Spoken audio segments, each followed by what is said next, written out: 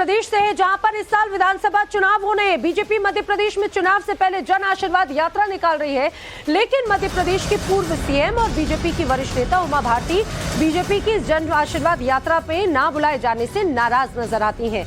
उमा भारती के गढ़ चित्रकूट से कल बीजेपी ने जन आशीर्वाद यात्रा की शुरुआत की, लेकिन बीजेपी की फायर ब्रांड नेता मुख्यमंत्री उमा भारती, पूर्व मुख्यमंत्री उमा भारती, जिस तरह से उन्हें नहीं बुलाया गया, अब उसके बाद में उनका दर्द छलक उठा है। उमा भारती ने अपनी ही पार्टी के नेताओं को घेरते हुए तंज कसा। उन्होंने कहा कि अगर उन्हें निमंत्रण दिया जाता तो सारा ध्यान उनकी तरफ चला जाता।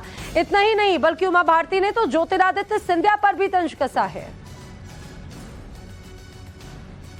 जब आशीर्वाद यात्रा निकली तो मुझे फिर नहीं बुलाया, क्योंकि उनको लगता है कि अब तो हम सरकार बना लेंगे, हाँ चुनाव प्रचार में बुलाएंगे और मैं चली भी जाऊंगी। मैं भाजपा का ही प्रचार करूंगी, मैं भाजपा की नहीं वोट मांगूंगी। लेकिन मेरे मन में ये सवाल जरूर आता है कि ज्योतिरादित्य सिंधिया ने आपकी सरकार बनाई तो मैंने भी तो एक पूरी सरकार बना करके दी थी, और ज्योतिरादित्य सिंधिया मुझे बहुत प्रिय हैं, मेरे भतीजे हैं, मुझे बहुत प्रिय हैं, प्राणों से बढ़ के प्रिय हैं। तो उनको ये ध्यान तो रखना था, मुझे नहीं जाना था। वो घबराते हैं कि मैं पहुंच जाऊंगी तो सारा ध्यान मेरी तरफ चला जाएगा। नहीं, मुझे नहीं जाना था, कम से कम निमंत्रण दे।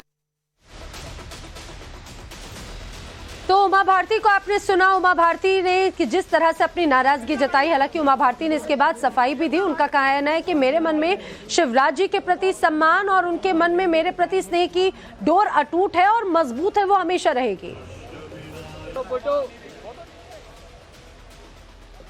डॉक्टर उमा जी ये बताइए कि जन आशीर्वाद यात्रा निकाली जा रही है, 5 हिस्सों में बट गई इस बार। तो आपको कहीं दिखा नहीं, ना तो आपका तस्वीर नजर आई उसमें? तो मैंने ही कह दिया, आप क्यों कह रहे हो? कल ही मैंने कह दिया, मुझे जाना नहीं था। और मेरे को सब दिल्ली के नेता भी मिलते हैं, मध्य प्रदेश के नेता भी मिलते हैं। अचानक उनकी याददाश्त गुम हो गई, उनको ध्यान नहीं रहा कि मुझे निमंत्रण देना है, तो इसलिए मैंने खुद ही कह दिया।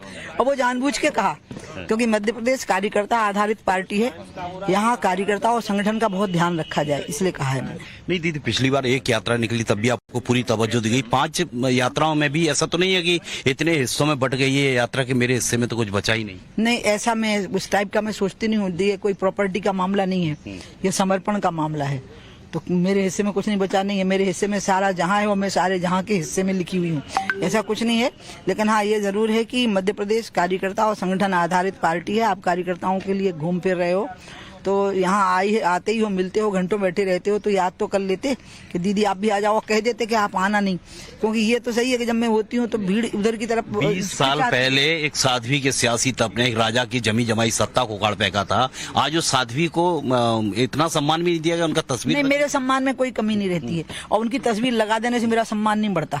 ठीक है, वो मेरी तस्वीर लगा देंगे, इससे मेरा सम्मान इसमें बढ़ा था कि यहाँ पे शराबबंदी कर दी गई थी, और अब मेरा सम्मान इसमें बढ़ेगा कि यहाँ शिक्षा और स्वास्थ्य की सेवाओं में सुधार हो जाए। शिक्षा और स्वास्थ्य की जो सरकारी सेवाएं हैं बहुत घटिया हैं, ठप हैं। बच्चे जिंदा मर गए हैं जल करके, आईसीयू में जिंदा जल करके मर गए हैं, छोटे छोटे नवजात शिशु मरे हैं। यहाँ पर कुत्तों को नोच खाया है, घायल मरीजों को ये स्थिति बनी है। अब आगे वो चीजें ठीक हो जाएं, वो ज्यादा जरूरी है।